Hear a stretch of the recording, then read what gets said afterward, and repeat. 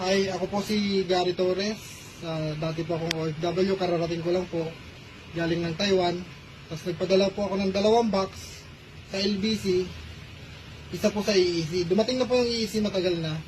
Wala pong bawas. Pero dumating po yung 2 LBC. Ito. Lahat po ng mahalagang bagay na nilagay ko, kinuha. Speaker, mayroong lahat ng relo, isang laptop, kinuha po lahat nila. At cellphone, plus yung Mga mamahaling mga flashlight. flashlight ko na malalaki. Ito po yung isa, yung flashlight, box na lang po. Wala nang laman. Wala nang laman.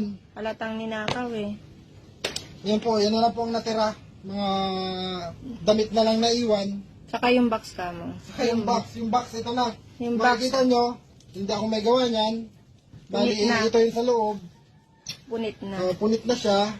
So, shout out po sa lahat po ng mga OFW sa Taiwan.